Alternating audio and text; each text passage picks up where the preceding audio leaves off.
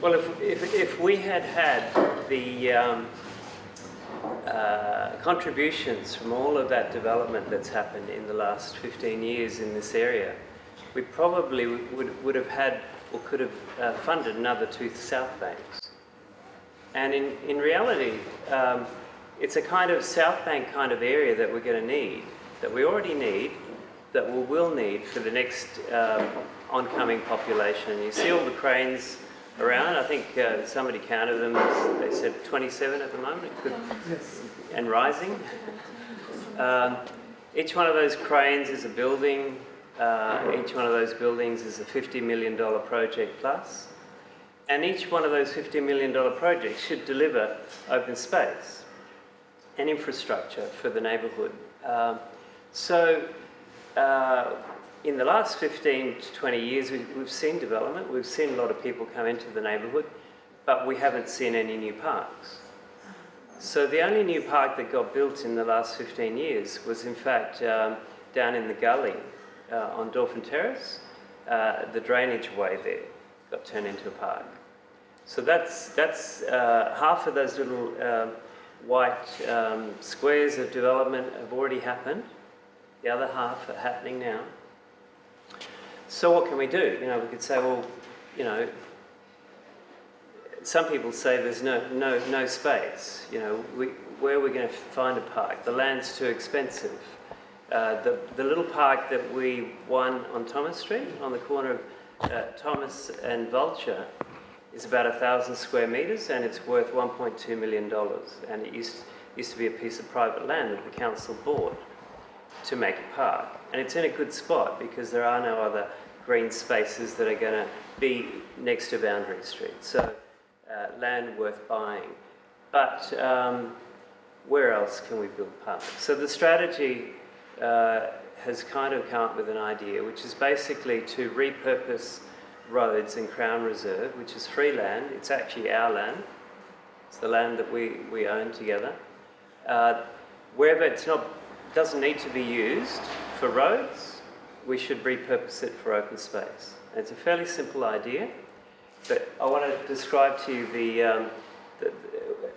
the idea in more detail and where it came from.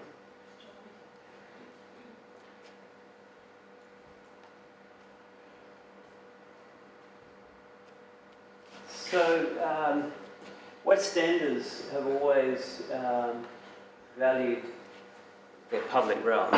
We celebrate it, don't we, with the Derby? Not many neighbourhoods have that.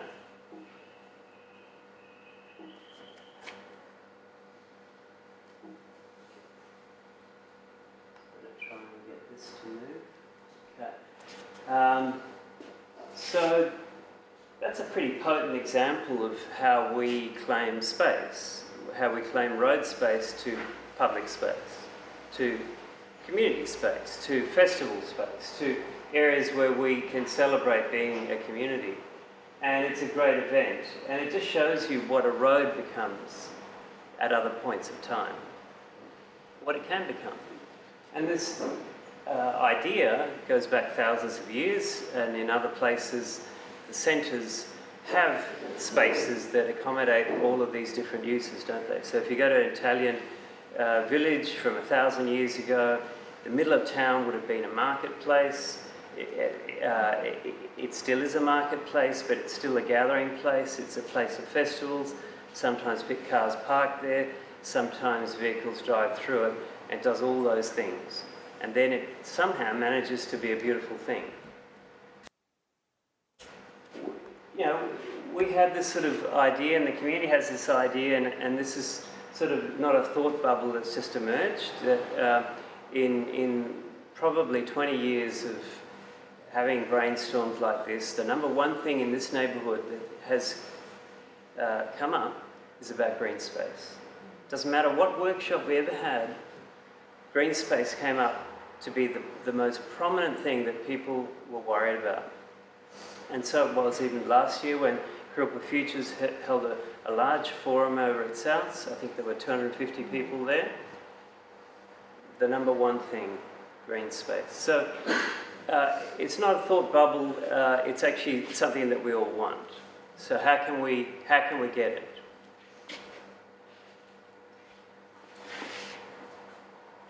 the first community group that I was involved in the area is called the Local Push, and that was about 15 years ago, I think, that they were active, and they became, I think, Weka. And around about the time of the Local Push, I did this little sketch there. I was kind of thinking, oh, what's going to happen in the future, you know? So that was 15 years ago, and you can see all the buildings going all the way down to Vulture Street and down Montague. And so back then we were thinking, well, where are we going to have the green space? And we started on this idea about Hampstead Road. Hampstead Road being like an aeroplane-wide bit of bitumen, kilometre long, north-facing. Surely we don't need all that road. What could we do with that road in the densest part of the neighbourhood where there is very little open space? So that was a focus back then, and this is kind of the germ of the idea. And Hampstead Road is a kind of, could be a model for Australia for retrofitting roads into green space to make sustainable our cities as we grow into them. Because look at that runway. We don't need that runway. We've got no planes to go down through West End. And so literally you could take half of that road away and still carry the same number of vehicles and park the same number of cars and still get people into their houses. And that green space could be on one side, it could be on the other, it could be in the middle, or it could wiggle around. So I think Steve Dunn down the back here helped me with some of his colleagues. Back then they were called land partners, and we did this plan to show how that idea could be mapped out in space. And I just reversed it there on black so you can see all the repurposed land, the green bits. It's a lot of it. So, you know, there's 30 volleyball courts or 12 new backyards, a public realm that we could make there. And so the tarmac, the asphalt, would meander in that idea, and there'd be pockets on both sides. So you get wider gathering places. And in those pockets you could have trees, sitting areas, productive gardens, you could have orchards, and they might join up to Dornoch Terrace Park, which is the beautiful park at the top there. And we had some ideas about how it could be purposed up to provide more for the community. So that was 15 years ago, developed into concept about 10 years ago. We were still waiting for a park. There was a group called Transition Kurilpa about 8 years ago, 10 years ago. They were interested in transition towns, and a lot of those focused still in the neighbourhood. And they decided to act and build this orchard next to the park there as a kind of a primer to get the idea going that we could have productive gardens in the city. West End's already got this sort of heritage of productive gardens, hasn't it? If you can walk around and see the old Greek gardens, the Vietnamese patches, the Italian gardens, people growing food in the urban city. Why can't we do more? And we can. So the Hampstead Road could be a kilometre of north-facing productive orchards and avenues leading down to the schools, providing pockets of space in the highly dense city area, and it could be green, not black. So that's a kind of a big idea. It requires strategic planning, and we can't go out there and dig holes in the bitumen as a community, right? We can dig holes in parks or even in verges, you know, but we can't dig holes in roads. So we really need collaboration here with government. We need collaboration with the council, with the state, and with the federal. And I think that in this green space strategy, we have the bones of a precedent for Australia, really, because there's not anything like this in Australia. You think there might be, but this is a grassroots strategy made by a community, for its community, and designed by its community. And so it would be a great precedent. And to see the council and the state government, the federal, come and embrace it, use it as a case study in a number of different ways, would be a great thing, and it would transform our neighbourhood at the same time. That's a little bit small because of the size of the screen, but I just wanted to show you that the strategy repurposes land all around the neighbourhood in different ways. So the big bits that we have already, Davies Park and Musgrave Park and the Riverside Park, they're already parks, and we don't need to reclaim that space, but we can make them better, and we should make them better, and we deserve to have them better. The area in between, though, has very few parks. You know, we've got the park that I might have to point here. Well, you can see where Hampstead Road is, the big green corridor that we've coloured, going north-south. And Dornoch Terrace Park is at the end of that. And there are very few parks within the heart of where we live. So this repurposing of bitumen, mainly, is about reclaiming roads, and also where roads are fairly wide, turning them into parks. In small examples of that Hampstead Road, we could do that in little pocket areas, and I'm going to show you an example in a minute. So the strategy, unbelievably, recaptures 11 hectares of land. 11 hectares of land that we could use for open space, not for roads, and still let all the vehicles move around. And those 11 hectares are actually only a fraction of what we need. Because if the population projections are right, that 27,000 new residents that are coming ought to have 15 to 30 hectares of land. That's if we had 27,000, a community of 27,000 people being built on the edge of Brisbane, say at Rochdale, then the council would provide 15 to 25 hectares of open space as part of its planning. So you see the problem, right? That we're getting all these people, but we're not getting any new parks. And so here we found 11 hectares. It's not 15 to 30, but it's 11. And wouldn't it be wonderful if we could convince government to turn that 11 hectares of wasted bitumen into park? Now, up on the corner there is an example. 1992, the park, the little Goanna, on the corner of Boundary and Russell. Who was there before that was a park? Does anyone? Yeah. Okay, lots. Okay. Do you remember it was just road? What did we do? We did exactly what we're proposing in this strategy. We took 100 square metres of road out and turned it into a park. It happens to be an urban park. It has a big tree. It's got a goanna, and it's got a stage, and it's got a gathering area. But effectively, if you look, it's where the road used to be. So you imagine 50 of those in our neighbourhood, just reclaiming all the bitumen that's lost at the corners within our neighbourhood, and you start to get the picture of what we're talking about here.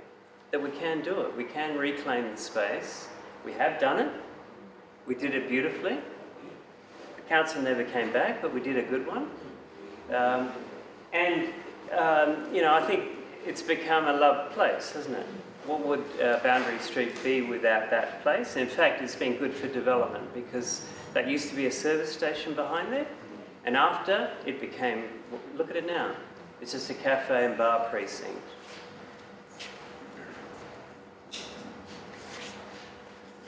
So last year there were workshops and brainstorms. Some of those happened on the street. You might have seen us on Boundary Street brainstorming at the kiosk.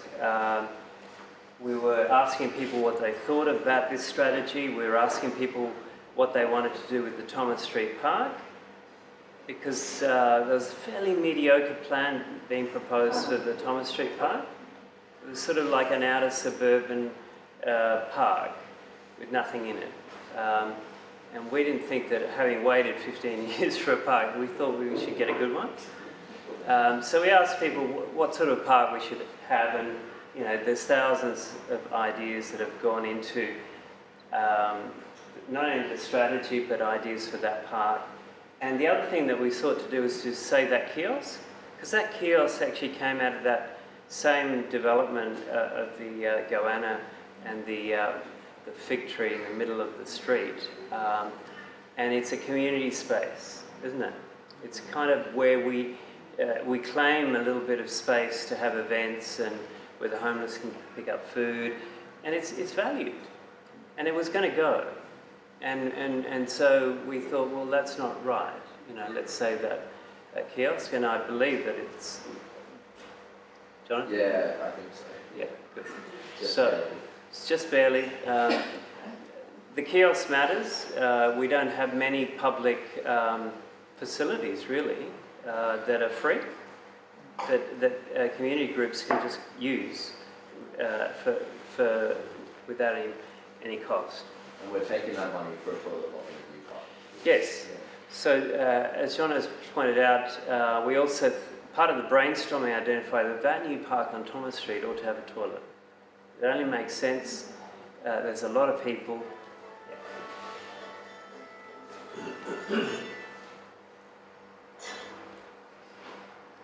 So here's our new park. Yay! It's waiting. The fence has gone down, but there's bollards. There is grass there. It's pregnant with expectation. Our expectation. Is that all we're getting? Do you think that some people might think, well, that's it, you know? Yeah, we got our new park. See ya. Yeah, you got your grass and your bollards. What else do you want? But we want more. So, one of our colleagues who couldn't be here today, Andrew Gold, helped me to develop some of the ideas that the community had brainstormed, particularly last year, out of the kiosk consultations into a park like this. So here's Thomas Street and the Black Cat record shop on the corner, and Vulture Street down here in the little laneway. And it looks a little bit like Lang Park there, but it's not. It's basically just one big green, village green in the middle, because the land rises up to the corner, so we thought people wanted to have an event space, a place where you could have music and festivals and events. So there's a stage area, a raised area in the corner. And at the other end, there's a kind of a shelter that could act as a town square facing onto the street, to acknowledge that, in fact, this park is connected to the street and part of that public space. It doesn't have to be kind of barricaded away. And we can borrow land into the footpaths, and we have done that in these schemes. So you can see here at Thomas Street there's a curb line, and there's gardens with trees, and the paving that is around just bleeds off from the curb all the way through into the park.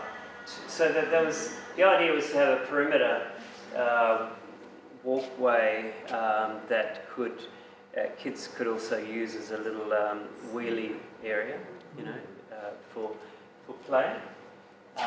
And there might be some mounds in the lawn, so they could play on that too. And there'd be a series of these little circles which could have kitchen gardens, like raised kitchen gardens, or they might have some play elements. We keep the mural with the wall, and in the corner here we put a toilet block with hopefully a shower, so that people could have a shower. Because actually the homeless people came out to the kiosk and they said, we've got nowhere to shower. I saw a bloke came in one day while we were taking notes, and he was having a shower in the basin, basically, you know, like this.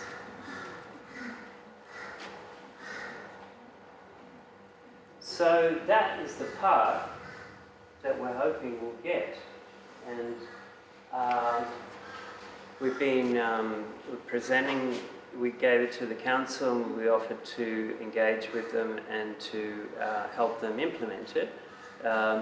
And so that Andrew and I are going to meet the landscape architect who's charged with developing that park, and there's funds set aside for that park, so it's going to be more than just grass. So we have one thing. We did good there? Yeah, well done.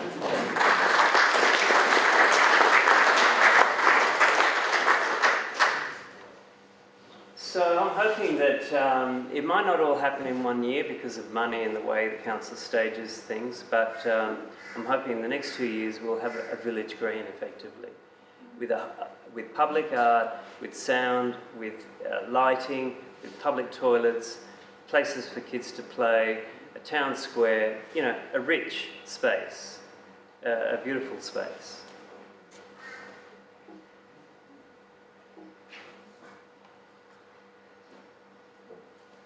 I just wanted to remind you that there are other things that have been done, and this green space strategy tries to capture them.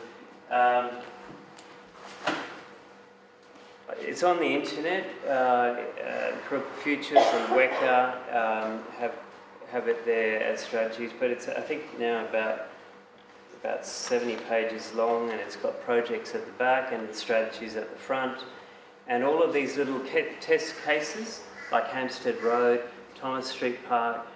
There are a series of test cases for how we could do up these open spaces. They've been donated by the landscape architects of this community, and you know, we're indebted to them. And so what we have here is an expensive study. You know, if this is being done some other council, this would be a $150,000 project. And there's a lot of energy that's gone in there. It's not just ideas thrown around. The ideas have actually led to actions in the past. So there's been at least 5 co-design workshops like the one we're having today, where we're not just telling people what we want or presenting what it is that they're getting, but talking to them about what might be the future. And 4 community-built edible gardens have come out. So in Paradise Street, there was who went to the Paradise Street sort of permablitz? Anyone? What an amazing thing that was. So those 200 people all around this park, transforming it into a productive garden. All locals, funded by their own energy, with a little bit of money from council. Jane Street Community Gardens next to Davies Park. I've been involved in that over the years, and you know, again, that's reclaimed bit of wasted land. It was just land not being used, and it's occupied by the community and maintained.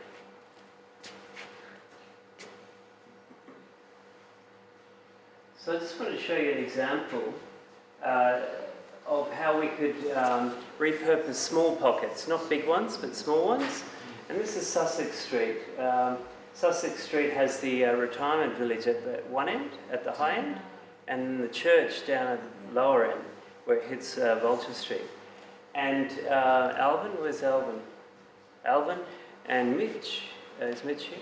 Okay. Alvin and Mitch helped with these concepts, and this is sort of to show you how we can actually do it within smaller streets, within even in dense areas. So this view up here shows the view of the parklet that we could build next to the retirement village, because the road is wide enough. We don't need all that road. We can still have the bus stopping there and vehicles travelling, and we might lose 4 or 5 car parks, but we would reclaim probably, I think there's about 150 square metres of park there. And if we did that, we would slow vehicles down, we'd make it safer to cross, we'd provide north-facing sunny spot, and it'd be right next to the retirement village, so people could, the older folk could just walk out of their building and sit there You know, where do you imagine they go to at the moment? Do you think that they walk all the way up to Dornoch Terrace Park? The lookout park there? That's like 800 metres uphill. At the other end, we could bookend Sussex Street with another parklet next to the church. So the church could spill out into a little park, which might have shade trees, a little paved area, maybe a little lawn area. We can narrow the corners to slow vehicles as they come into that street and make it a safer local street. So you see, we can do all of this and still keep the cars there. And here we have two parks in one highly urban street. And do you know you could do those two on the next two streets? Because what's the next one? Franklin is the same width. So there we'd have 4 parks. So if we built those 4 parks, we'd actually have put parks in the areas that have least access to parkland, right in the middle.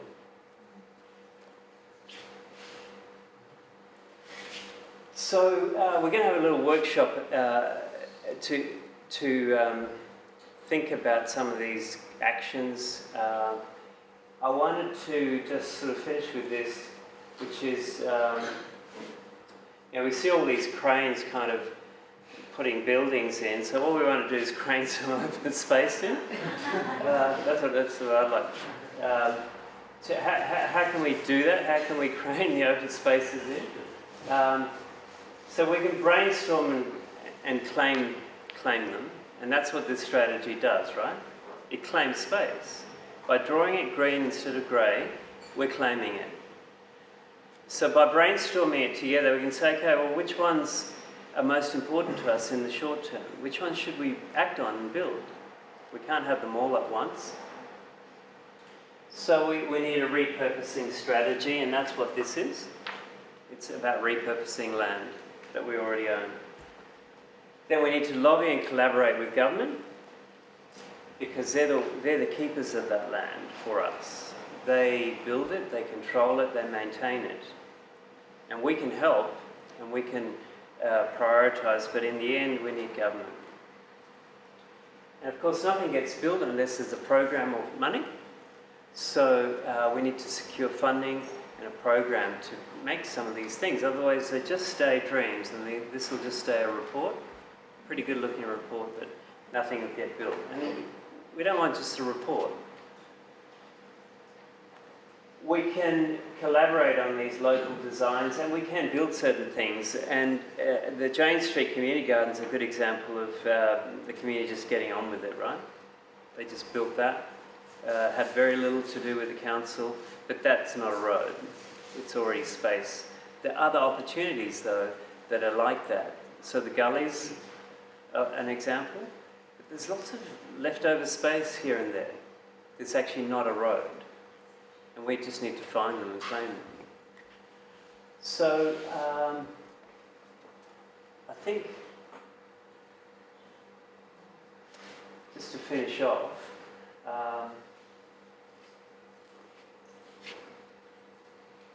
we want to create some action. That's why you're here. We don't want to just keep talking and talking. You know, we've talked for 20 years, and we want some parks now. So the next steps are to, I guess, get a little bit more detail into the strategy around a few key things, and that's what this workshop's about. To lobby government, 3 tiers, to get them to endorse and implement this plan, hopefully to get them to turn this plan into a model case study for Australia, or at least for Queensland. And you guys can be ambassadors about this green space strategy, and then you can make it happen.